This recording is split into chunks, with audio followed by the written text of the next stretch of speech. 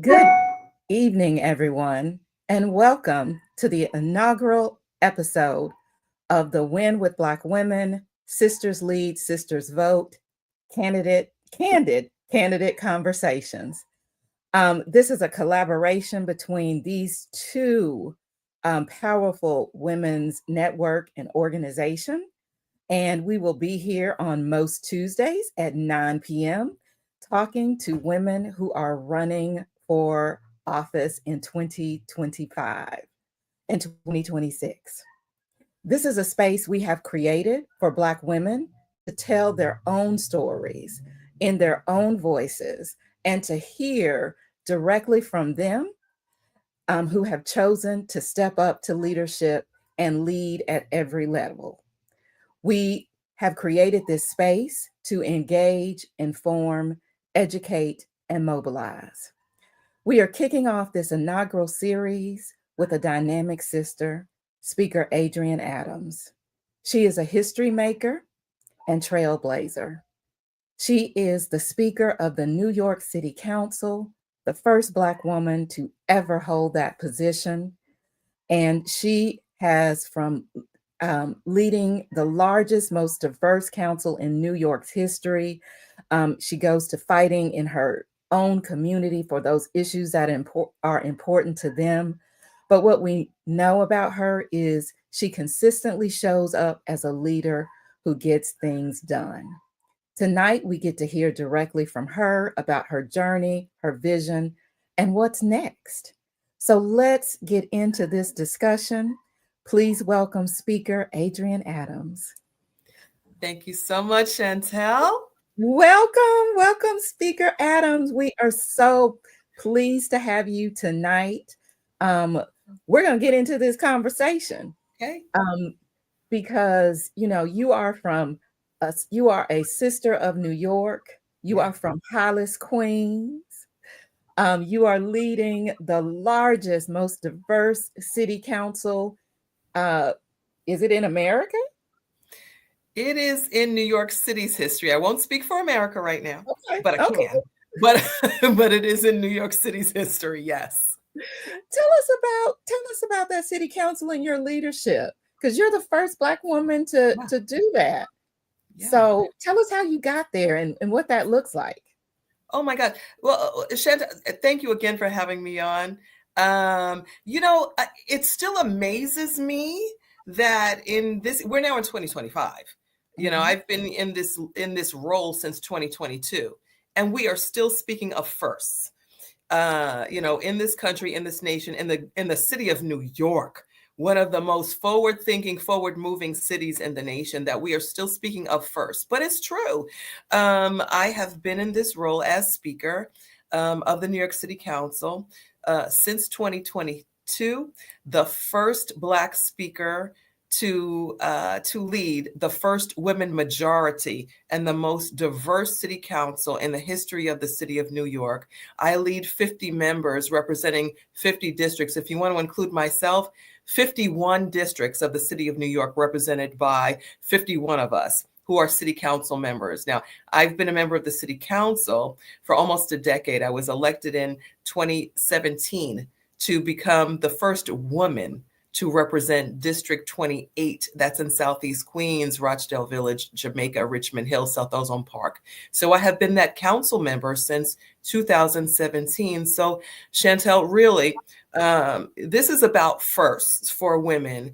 And now as I move into other things, which I'll let you tell everybody about in a minute, but one of my best friends said it to me, you only operate on firsts, on the measure of firsts. And that is the space, that I believe that God has me in, whatever the journey may be, that it is in a lane for firsts. So I am operated under, in that lane. I have been, co-leading on the other side of City Hall, since 2022, co-leading, with the mayor of the city of New York, as the person that holds the checks and balances to the mayoralty of the city of New York. And we're going to proceed forward with another first. Okay. Well, you know what? This is a candidate conversation. So we want to know, what are you running for? Chantel, I am running to become the first woman mayor of the city of New York. We launched our campaign Saturday before last in my wonderful district, the Great 28, as I call it, District 28 in Southeast Queens, my home base of Rochdale Village, where my office is located. We launched to an incredible crowd of supporters, reporters, advocates, constituents, elected officials, you name it. And people came out to support me. To be the first woman mayor of the city of New York. It was incredible. The momentum, quite honestly, I feel like I am in a rocket ship that is completely blasted off, because that's how quickly this race has taken off for me, and this candidacy has taken off for me. I've been told that people have been waiting for a reason to get excited, quite frankly, about the mayoral race in the city. And it's something that I didn't plan, but certainly it's something that I could not stand by and watch any longer. Our city's gone through trauma, distress. We're being talked about in various places of the nation. What the heck is going on in New York? And I just got to put my head down like we do in church and just be embarrassed. And I'm just tired of being embarrassed. I can't do that anymore. So I had to come out and say, you know what? I'm going to heed the calling. I'm going to heed the calls of other elected officials and friends and family who say, you know what? We need you out there to be this voice. We need you out there as someone who has the experience at City Hall already. Doesn't need a handbook, doesn't need a tutorial, can come out blazing on day one of becoming the mayor. That is so awesome. I'm glad that you heeded the call of the community, and they had a leader such as you to ask. So I'm going to get some of the work out of the way. If someone wants to contact your campaign or donate to your campaign, or what's your website? We want them to know how to find you, how to find the information about you and your campaign. Where should they go? Yes, everyone, please go to adrienneforthepeople.com. That's adrienneforthepeople.com. We are in super fundraising mode right now. We need you to click on that donate button and help us to make our fundraising numbers. This is an ongoing thing. We've got a road ahead of us over the next couple of months. We came into the race, some say late, but I say God's timing is always the right timing. So we came in right on time to spark this fire and light this fire under New York City, the people that have been waiting for us to come here. It's all about the people. So it's adrienneforthepeople.com. Please support us. Go to the website, support us. Look at what I've been doing, what I've already done. I'm going to be building on legacies that I've already started in the city council as far as policy, priorities, all of that. The legislation that has looked so differently under my leadership than any other speaker before me. We are putting the needs of the people first. And that is what I want and will expand on when I am mayor, the first woman mayor of the city of New York. That is so awesome. For those who may not be paying close attention to elections, because we just came out of election. People are like, there's another election. What's the date that they should be paying attention to? What's the election date?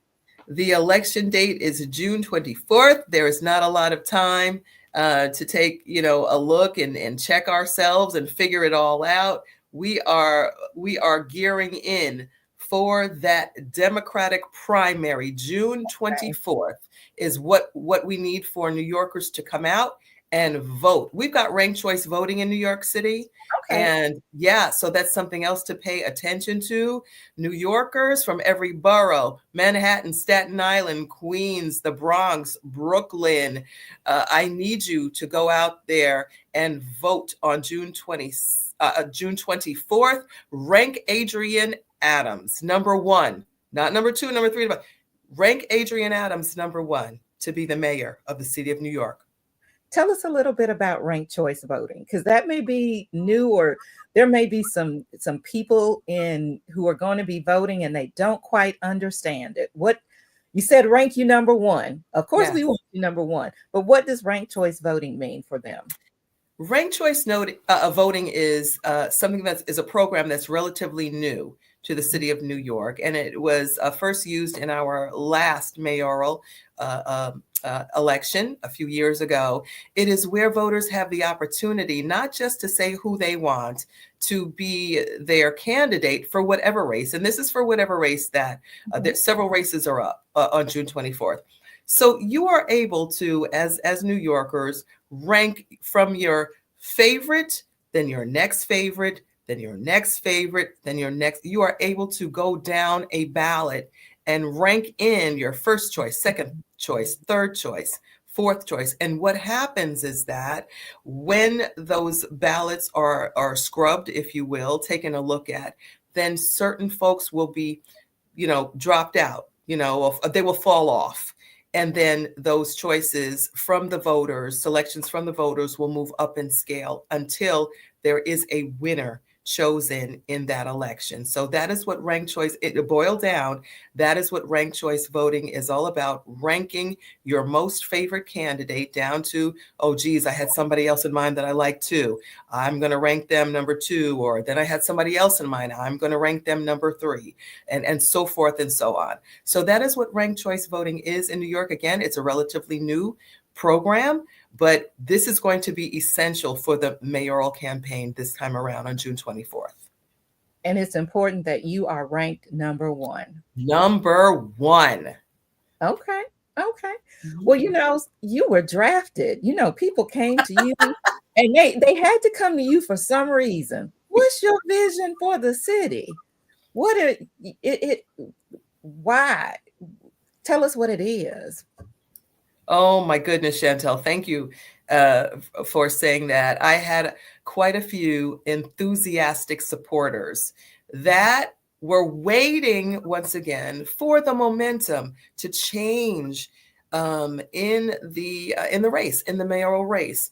Some people have been campaigning now for a year or more, and the race hasn't really taken off up until now. All of a sudden, a certain candidate came in a week before me. A certain former governor came in a week before I launched and came in, and now that has shifted the atmosphere, if you will, a bit.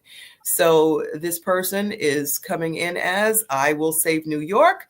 I am here to do all I can to right the wrongs of the city of New York. And quite frankly, my thought is you had the opportunity to save the entire state, and that did not happen. So how can we trust you now to save our city? I don't see that happening.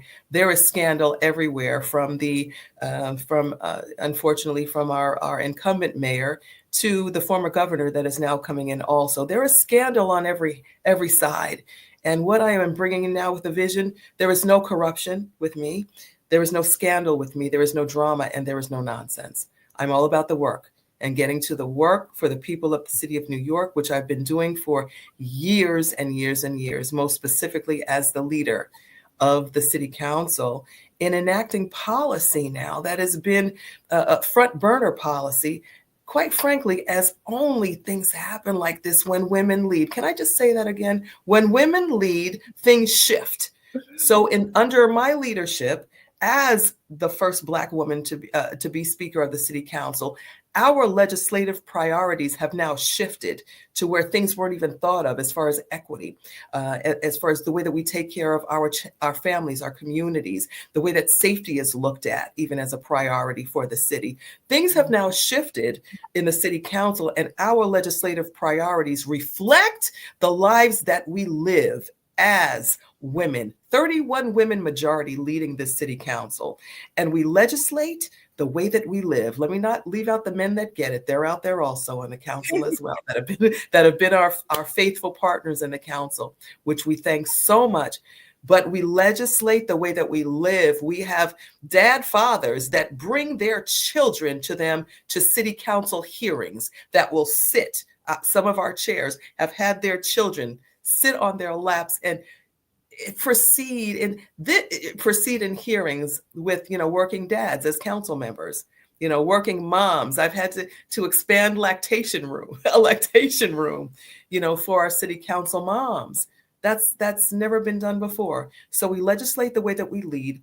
I will be bringing those priorities that I've already led with in the city council into the mayoralty. So it's like I've already been there, done that. Those things have already done. What I'm looking to do is now, with the money being really on the other side of City Hall with the mayor's seat, expanding those things that have been so beneficial to New Yorkers: education, maternal health, public safety, trauma recovery centers, our college education, for expanding our economic development in New York for those people that have come back to school under my program, CUNY Reconnect. We now have 47 students that had credits that weren't able to finish college. We brought them back to college and say, we will take care of you. Just get that degree through a CUNY school, through a city university of New York. So many things that I've already accomplished in the council.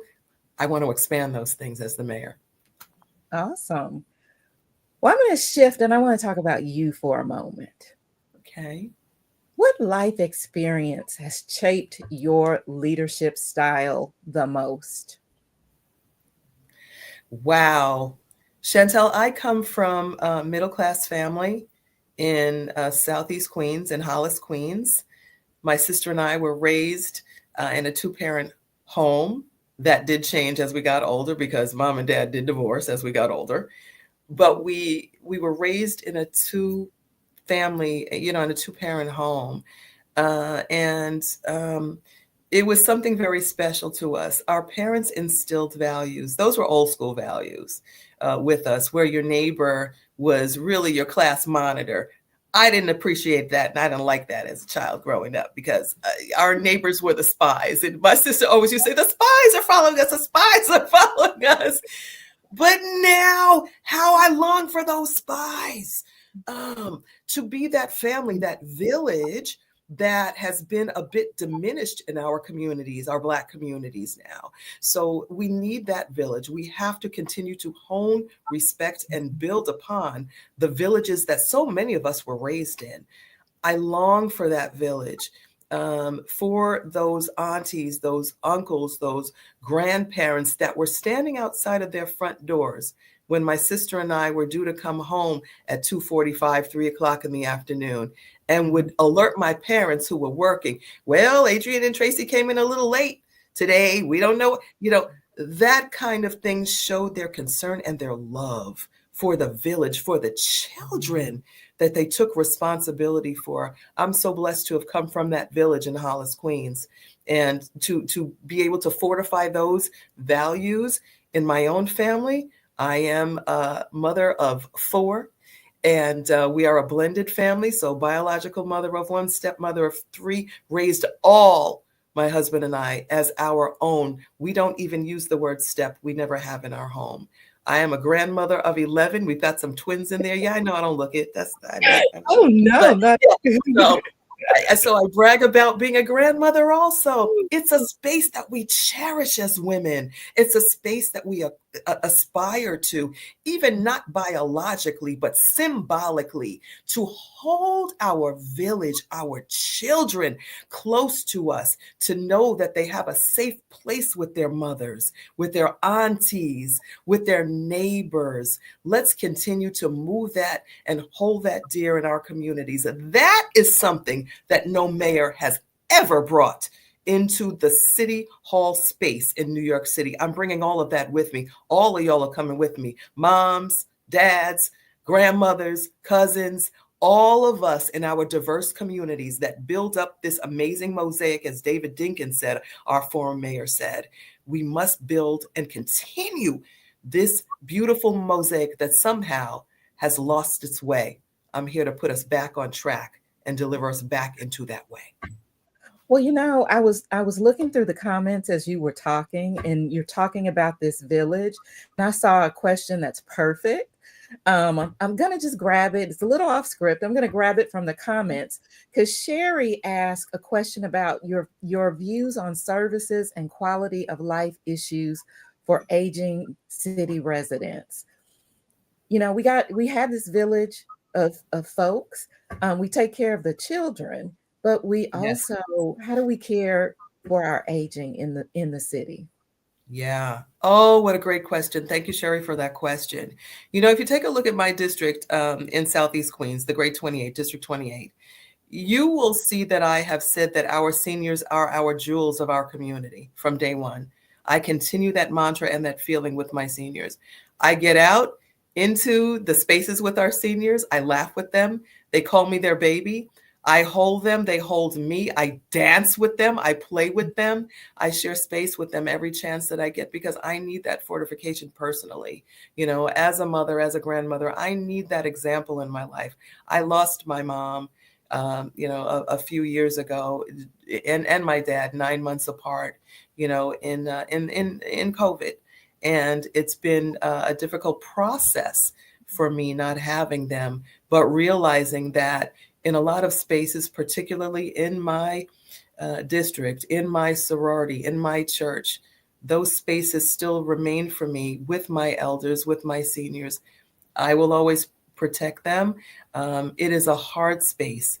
We want our seniors to age in place with dignity.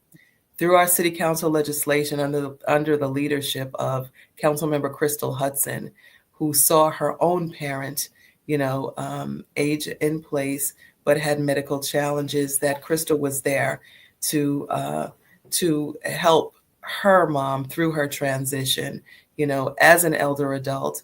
We know those experiences. Once again, we're going to build on those experiences through those things that we've already accomplished in the council. We're going to carry those experiences and strong leadership like Councilmember Hudson. We're going to lean on her expertise also as we move forward. Thank you. Oh, we have another one. I'll try to work them in because they're all rooted in community, and Yeah. it's talking about taking care of another demographic in our community, which Yes. are veterans. What are your plans around making sure that veterans are taken care of? And this is a question from Prophetess Desiree. Thank you, Prophetess. Thank you for being on with us tonight. Veterans, once again, so important, so treasured in our communities.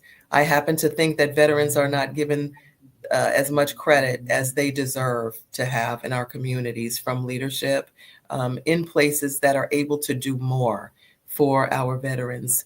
As mayor, veterans would be a top priority for me. My father was a veteran in the Air Force. My husband is a veteran, the Air Force. One of my daughters, National Guard. Former son in law, National Guard. I come from a legacy of veterans, and that is something that I intend to protect. That community is near and dear to my heart. And I promise to prioritize veterans moving forward. Again, there are certain things that we are restricted to doing as far as the space and the span, as far as the city council is concerned. But as mayor, that is something that I plan to expand, put on the front burner, and give a better quality of life for our veterans. Thank you. And you know what? I knew I liked you. We have so much in common. Do I'm we an really? Yes, my dad was in the Air Force, Yeah. and I have a ton of people in my family in the military, so we cover a number of branches. So we've got Air Force, Navy, Yes. Army. So Yes. so I truly understand that. Um, Now we've got just a few more minutes left, so I think I have one more question that I am taking from Holly and oh no, I'm sorry, not Holly, uh, Sister Net, about supporting the New York City retirees. This question comes up a lot. Net, you know I see you, and you know why I see you. New York City retirees have been in our forefront for a number of years now. We have had a couple of bills that were introduced in the New York City Council. My feelings on this are very vast. New York City retirees are near and dear to my heart. They are very well organized, very well spoken for. That said, legislation that has been brought from a council member to the New York City Council to consider for legislation will not accomplish what that legislation is intended to. It has got a good heart, always have, and the previous bill, great intentions to handle something that should have been handled by other entities when it comes to collective bargaining, something that should not have been brought before the City Council, but was brought before the City Council. That said, in taking a look at the legislation, Sister Net, what will happen with that legislation if it were to pass in the council? This issue would be a legal battle in perpetuity. So, as much as we want to do for our retirees, the legislation is not going to accomplish it. What I want to happen, this is personal, what I want to happen is for the mayoral administration to stop fighting this. The retirees deserve to have what they have always had as far as what was originally promised to them. That was the promise made to you by your leadership in your unions. That is what was promised to you. The legal battles that are going on continually and the appeals that have been going on within the mayoral administration, I believe, should not happen. And hopefully those battles will come to an end very shortly. This has never been a matter that the City Council should have been in the face of to put up as a magic wand to make the situation go away. That is what this legislation would not do. If it were a magic wand, we would have enacted on it a long time ago. But this legislation is not going to accomplish what we all hope will be accomplished, and that is for our retirees to be made whole.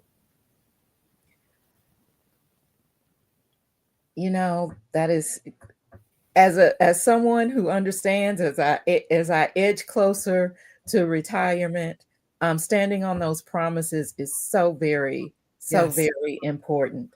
Yes. You know, I want to end because we're very close to our time this evening, and we so have appreciated having you here. Thank you. When people hear Adrienne Adams for mayor, what do you hope comes to mind? You know, when people hear Adrienne Adams for mayor, what I hope comes to mind is that, number one, someone who has already been doing this work. Again, I don't need a roadmap. I don't need a tutorial. I don't need a handbook. All I need is for someone to just go ahead and give me the green flag to say, continue the work that you've started in the City Council under your leadership. Continue to put the people first. Continue to put our families first, our public safety first, and thinking about alternative ways to do this. We need our law enforcement, but we also need for them to be reinforced by other things as well.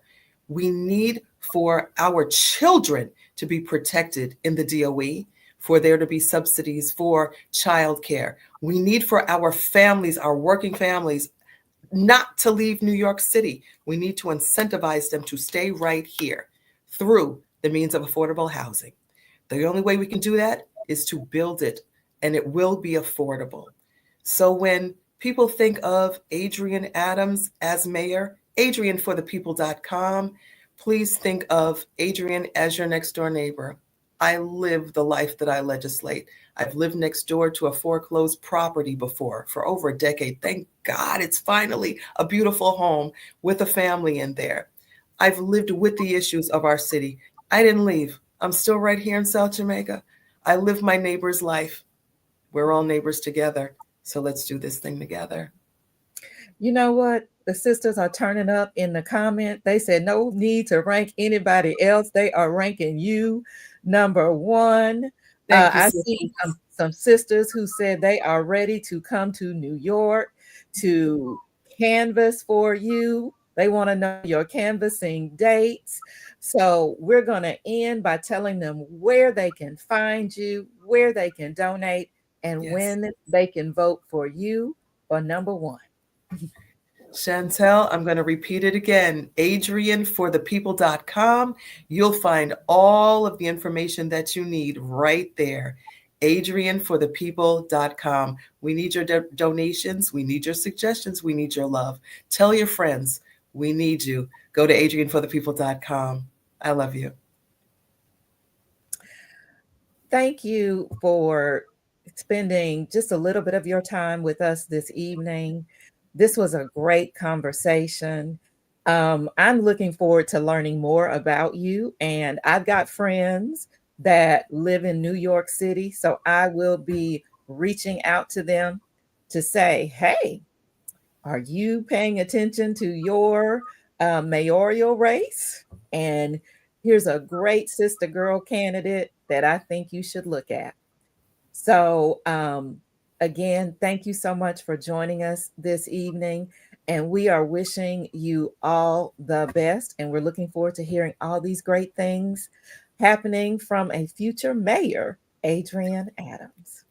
Thank you so much. And with that, we will end our conversation for this evening. Thank you and join us again. Follow us on our Win with Black Women YouTube page, Sisters Lead, Sisters Vote Facebook page, YouTube page, and all social medias, Instagram. We are all over the place. Look for those announcements of our next Candid Candidate Conversation. We will be here on most Tuesday nights. Thank you and good night.